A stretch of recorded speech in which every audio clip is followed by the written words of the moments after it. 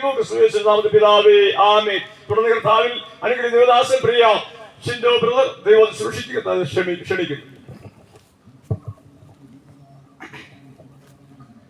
ഈ ശബ്ദപരിധിക്കുള്ളിൽ ദൂരത്തും ചാരത്തുമായി ഞങ്ങളുടെ ശബ്ദം ശ്രദ്ധിച്ചുകൊണ്ടിരിക്കുന്ന ഈ നാട്ടിലെ എല്ലാ ശ്രോതാക്കൾക്കും ധന്യനായ യേശു ക്രിസ്തുവിന്റെ നാമത്തിൽ ഞങ്ങളുടെ സ്നേഹവന്ദനത്തെ അറിയിക്കുന്നു.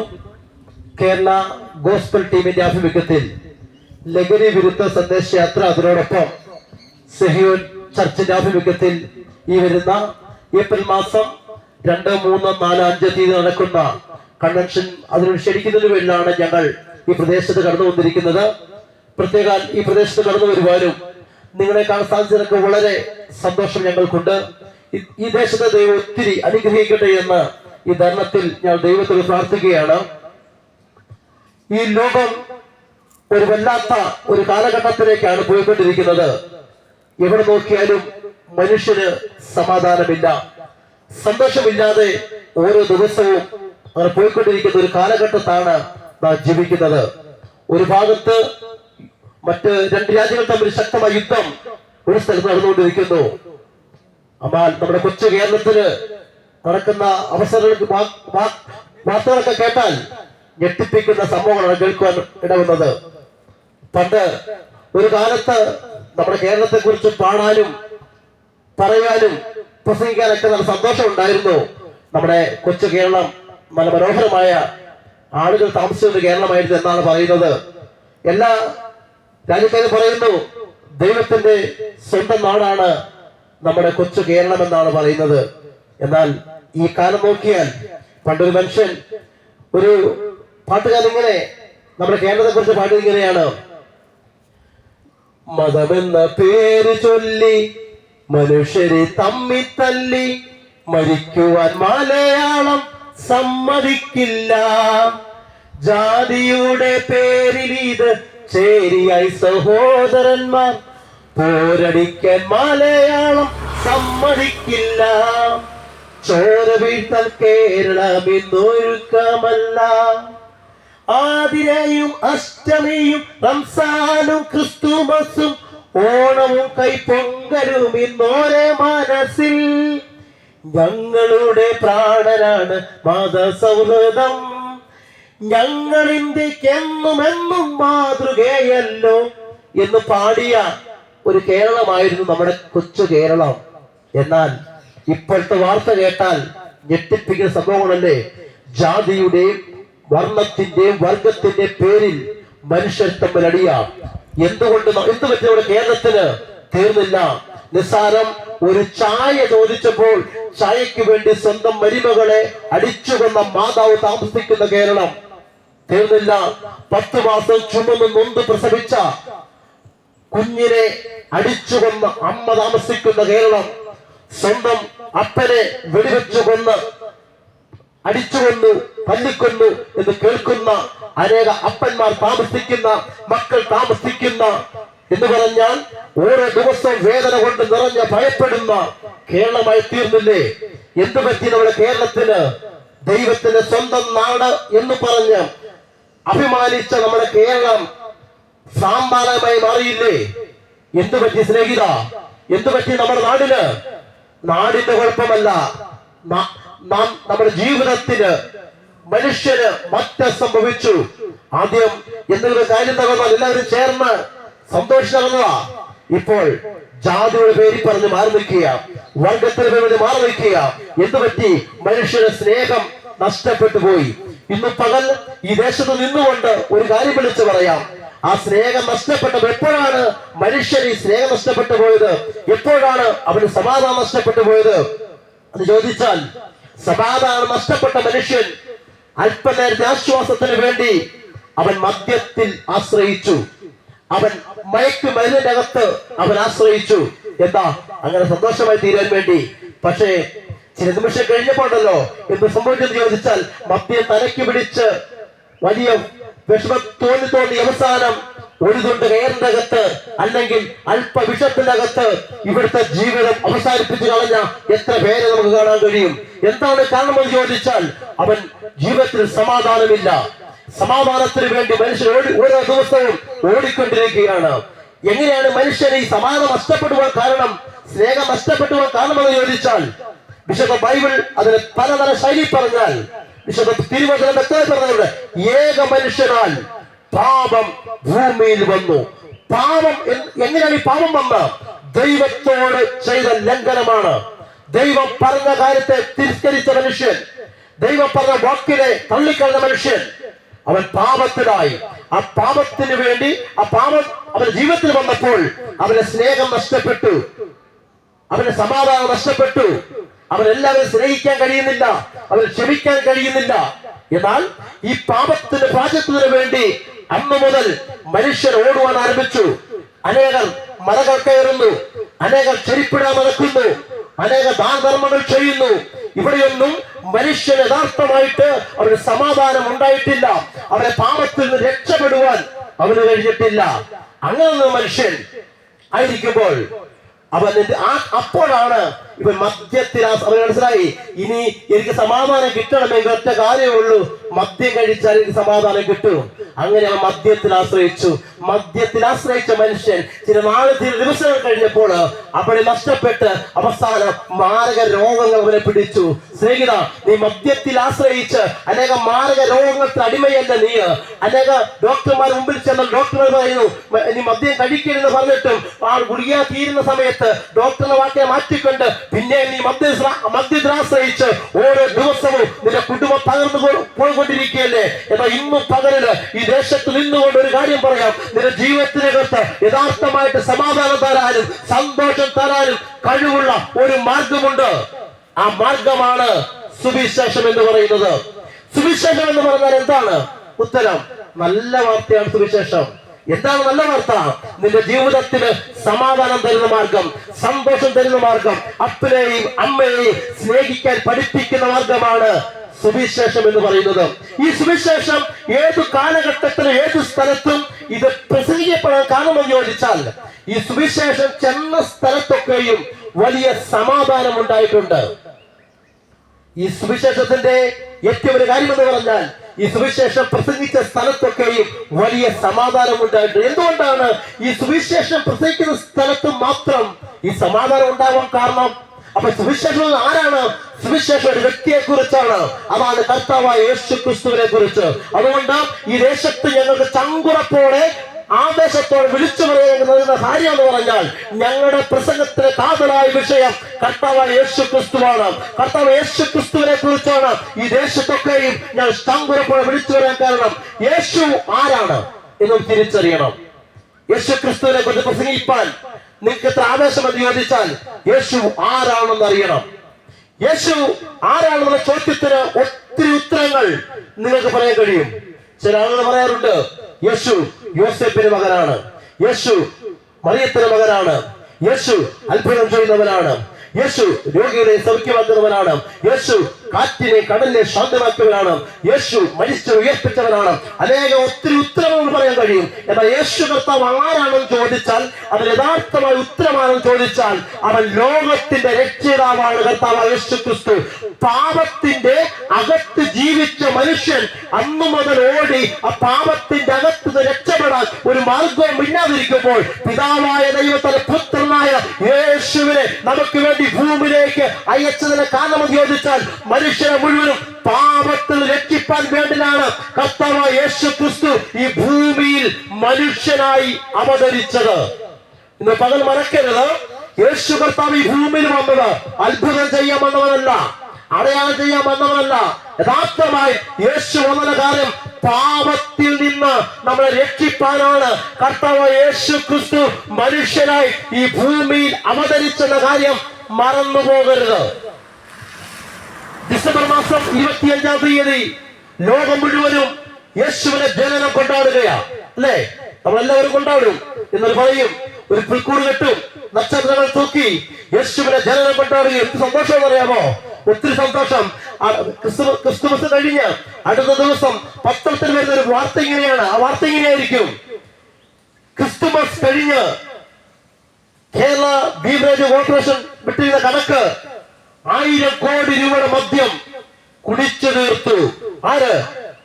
യേശു ക്രിസ്തുവിന്റെ പേര് പറഞ്ഞ് യേശു ക്രിസ്തുവിന്റെ ജനനത്തെ സ്വീകരിച്ചുകൊണ്ട് 1000 കോടി രൂപയുടെ മദ്യം കുടിച്ചു നിർത്തുന്ന പത്രത്തിൽ കേൾക്കും. എന്നാൽ ഇന്ന് പകൽ ഈ ദേശത്തോട് കാര്യം ഞാൻ വിളിച്ചു പറയാം.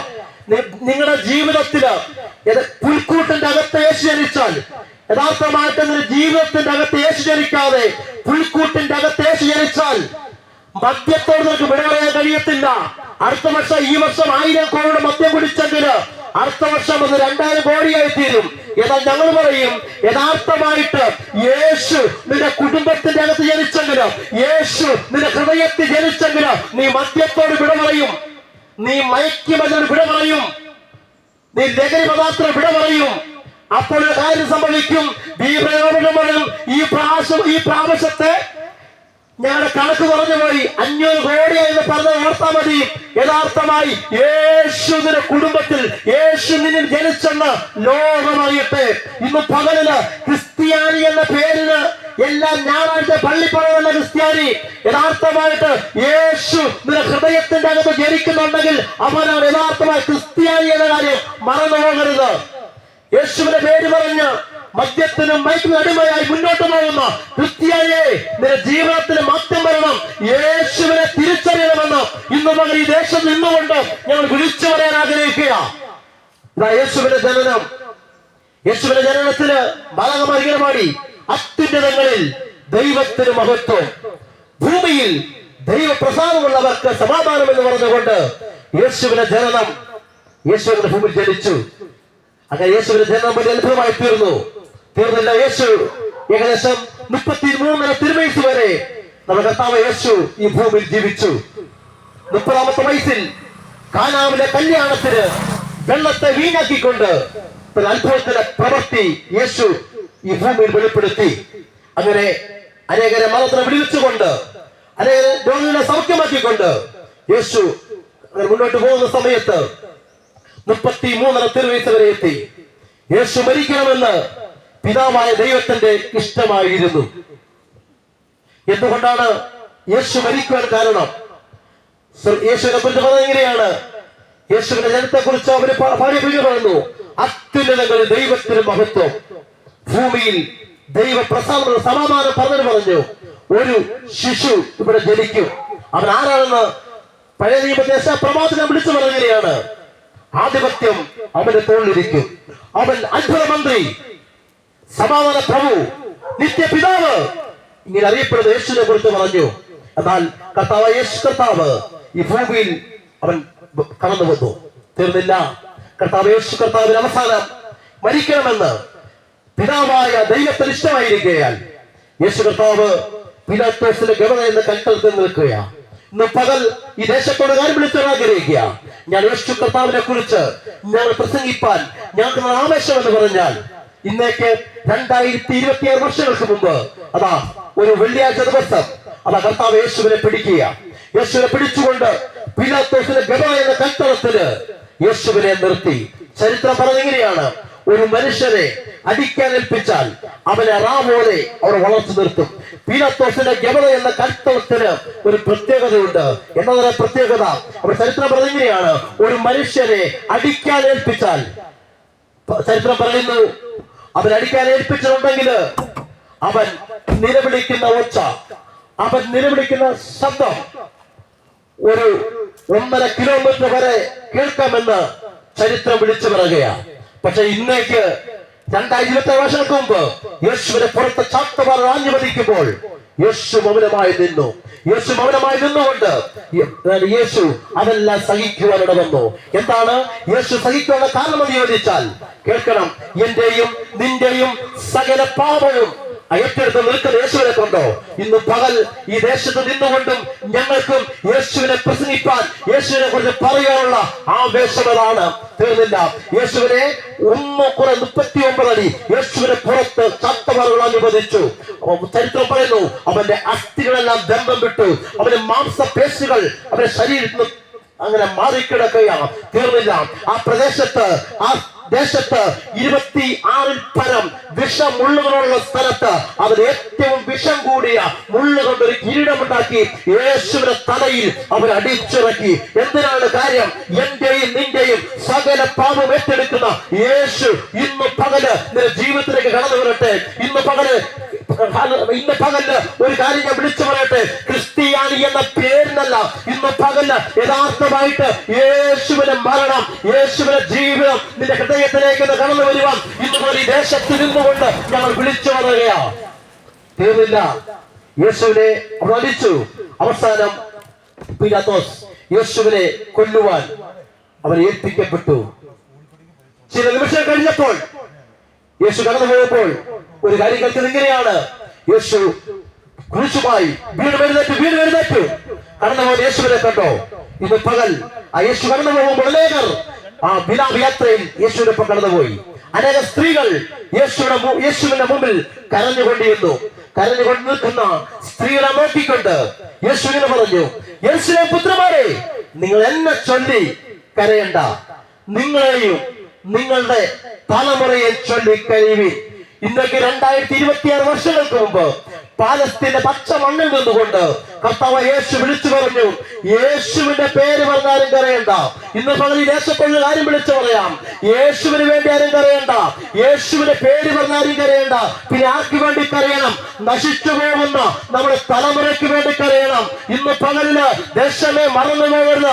നശിച്ചു പോകുന്ന നമ്മുടെ തലമുറയ്ക്ക് വേണ്ടി കരയുവാൻ ഇന്ന് പകല് ഈ ഉച്ചഭാഷയിൽ കൂടി ശക്തിയോടെ ഞാൻ വിളിച്ചു പറയുക.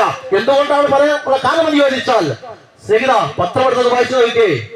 പത്രം എടുത്ത് വായിച്ച ജനപ്രിയ സംഭവങ്ങളല്ലേ? കേൾക്കണം. 4ാം ക്ലാസ്സിലെ പഠിക്കുന്ന കൊച്ചാത്മഹത്യ ചെയ്തു, 5ാം ക്ലാസ്സിലെ കൊച്ചാത്മഹത്യ ചെയ്തു, അങ്ങനെ നേഴ്സിംഗിനോട് കൊച്ചാത്മഹത്യ ചെയ്തു. എത്ര കുഞ്ഞുങ്ങളാണ് ആത്മഹത്യ ചെയ്യുന്നത്? തീർന്നില്ല. എത്ര കുഞ്ഞുങ്ങളാ കഞ്ചാവിനടിമയാകുന്നത്? എത്ര കുഞ്ഞുങ്ങളാ മദ്യത്തിനടിമയാകുന്നത്? കഴിഞ്ഞ പത്രത്തിൽ കണ്ടില്ലേ, വാർത്ത കേട്ടില്ലേ? ഒരു അധ്യാപകനെ കയ്യെത്തി ചെയ്ത വിദ്യാർത്ഥി. തീർന്നില്ല. നമ്മുടെ തലമുറയുടെ പോക്ക് എങ്ങോട്ടാ? ഇന്ന് പകലിന് ഉച്ചഭാഷയുടെ ശക്തിയെ വിളിച്ചു പറയാം, നമ്മുടെ തലമുറയ്ക്ക് വേണ്ടി നമ്മൾ പ്രാർത്ഥിച്ചോണം, നമ്മുടെ തലമുറയ്ക്ക് വേണ്ടി കരഞ്ഞോണം. ഇന്ന് പകല് എന്റെ വാക്ക് നിർത്തുന്ന മുമ്പ് ശക്തിയോടെ ഈ ദേശത്തെ വിളിച്ചു പറയാം, ഇന്ന് പകല് യേശുവിന് വേണ്ടി ആരും കരയണ്ട. ഇന്ന് പകലിന് യേശുവിന്റെ പേര് പറഞ്ഞാലും കരയണ്ട. ഇന്ന് പകലിന് നശിച്ചു പോകുന്ന നമ്മുടെ തലമുറയ്ക്ക് വേണ്ടി കരയുവാൻ ഇന്ന് ശക്തമായി ഈ ദേശത്തോട് ഞാൻ വിളിച്ചു പറയുകയാ. സ്നേഹിത, ഇന്ന് പകൽ എത്ര പേർക്ക് ഏറ്റെടുക്കാൻ കഴിയും? നമ്മുടെ തലമുറകൾ അവർ അനുഗ്രഹിക്കപ്പെടണം. മടങ്ങി വരട്ടെ. അങ്ങനെ യേശു കടന്നു പോയി. അവസാനം ഗോൽഗോത്ത എന്ന സ്ഥലത്ത്, തലയോടടുത്തുള്ള ഗോൽഗോത്ത എന്ന സ്ഥലത്ത് 2 കള്ളന്മാർ നടുവിൽ യേശുവിനെ അവർ ക്രൂശിച്ചു. ഒരു കള്ളനെ ഇടത്തും വലത്തുമായി യേശു കർത്താവിനെ ഒരു ക്രൂശിക്കുവാൻ വന്നു. അവസാനം യേശു ഒരു കള്ളൻ യേശുവിനെ തള്ളി പരിഹസിച്ചു, ഒരു കള്ളൻ യേശുവിനെ സ്വീകരിച്ചു.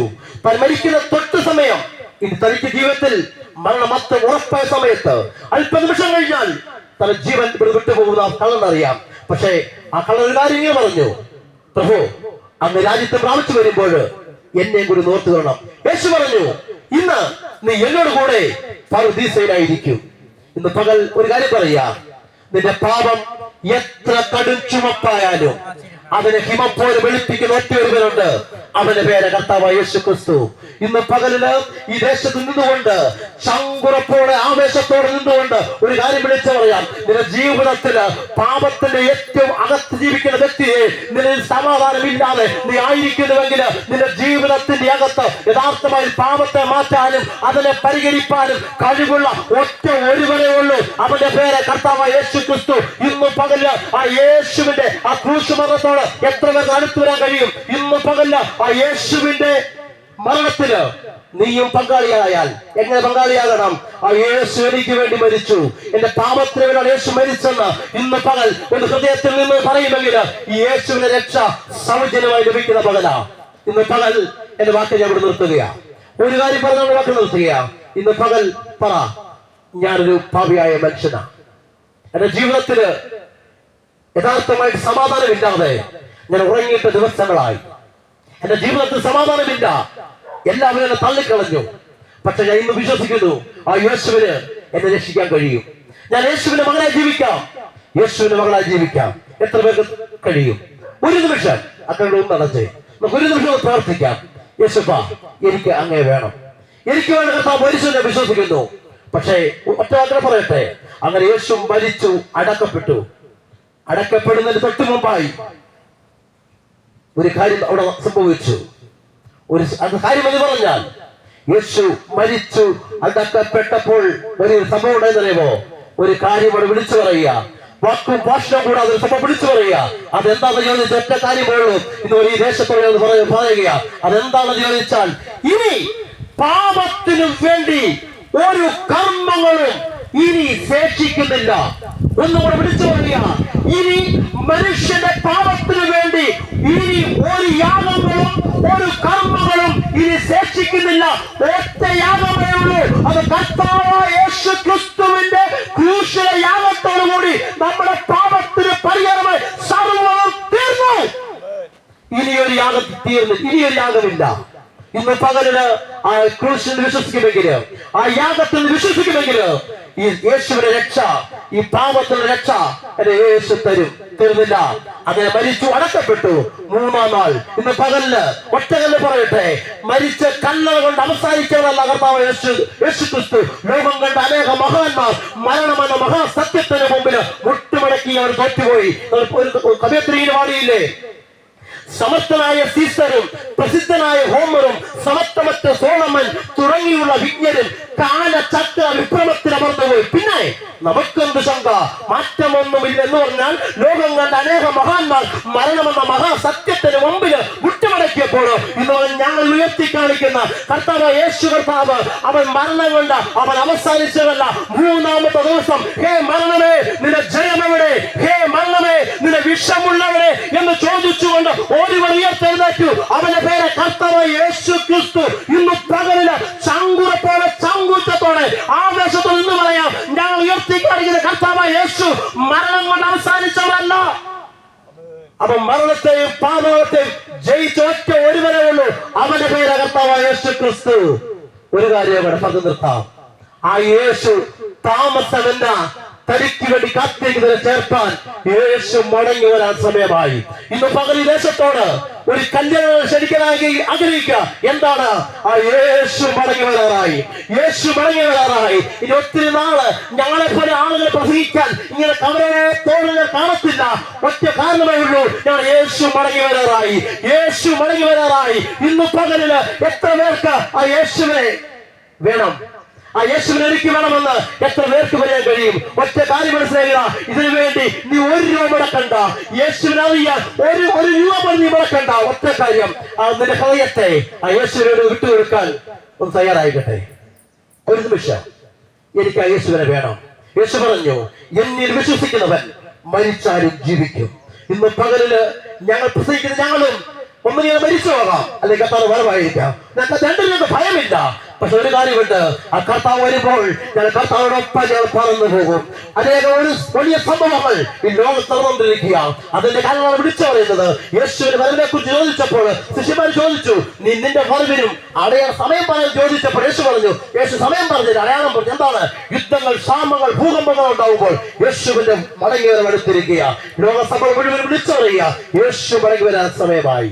ഇന്ന് പകലില് ആ യേശുവിനെ രക്ഷകൻ കർത്താവ് സ്വീകരിക്കുമെങ്കിൽ നിന്റെ പാപങ്ങളെ ക്ഷമിക്കുന്ന ആ യേശുവിലേക്ക് നിന്നെ സമർപ്പിക്കുക. ഇന്ന് പകലില് എനിക്ക് ആ യേശുവിനെ വേണമെന്ന് ഇരിപ്പെടുത്തുന്ന ഒരു നിമിഷം എന്ന് പറഞ്ഞേ, എനിക്ക് ആ യേശുവിനോട് ഞാൻ ജീവിക്കാം, ആ യേശുവിനെ എനിക്ക് വേണമെന്ന് പറയുവാൻ എത്ര പേര് തയ്യാറാകും? ഒരു നിമിഷം ഞാൻ നിങ്ങളോട് പ്രാർത്ഥിക്കുന്നു. ഞാൻ സ്നേഹിക്കുന്ന സ്വർഗ്ഗ നല്ല പിതാവേ, ഇന്ന് പകൽ ഈ ദേശത്തിന് വേണ്ടി പ്രാർത്ഥിക്കുന്നു. ദൈവമേ, അങ്ങ് തന്നിരിക്കുന്ന വചനങ്ങൾ ദേശത്തോട് ശക്തമായി വിളിച്ചു പറഞ്ഞല്ലോ കർത്താവേ. ഇന്ന് പകൽ ഈ വചനം കേട്ട ആരെങ്കിലും കർത്താവേ അവരുടെ ഹൃദയത്തിൽ വേദനയോടെ ദുഃഖത്തോടായിരിക്കുന്നുവെങ്കിൽ യേശുവിന്റെ സൗഖ്യം, യേശുവിന്റെ സമാധാനം അങ്ങ് കഴിഞ്ഞിരിക്കാൻ സ്തോത്രം ചെയ്ത് കർത്താവേ. ഈ പ്രദേശത്തെ ഞാൻ കർത്താവ് യേശുവിന്റെ നാമം ചൊല്ലി ഞാൻ അനുഗ്രഹിച്ച് പ്രാർത്ഥിക്കുന്നു. ഇന്ന് പകൽ കർത്താവേ ഈ വചനം കേട്ട ആരെങ്കിലും അവരുടെ ജീവിതത്തിൽ ജീവൻ നഷ്ടപ്പെട്ടവരായി അവർ ആത്മഹത്യ ചിന്തിച്ചിരിക്കുന്നുവെങ്കിലും ഇന്ന് യേശുവിന്റെ നാമത്തില് എല്ലാ ആത്മഹത്യ പ്രവണതകളും മാറിപ്പോകട്ടെ. യേശുവിന് വലിയ സമാധാനം, യേശുവിന് വലിയ സന്തോഷം വെളിപ്പെടട്ടെ. ഇന്ന് പകൽ ഈ ദേശത്തെ ഞാൻ അനുഗ്രഹിച്ച് പ്രാർത്ഥിക്കുന്നു. എല്ലാ മഹത്വവും പുകഴ്ചയും തരുന്നു. പ്രാർത്ഥനകളായ സ്തോത്രം യേശുവിന്റെ നാമത്തിൽ തന്നെ. ആമേൻ. യേശുക്രിസ്തു പാപികളെ രക്ഷിക്കുന്നു.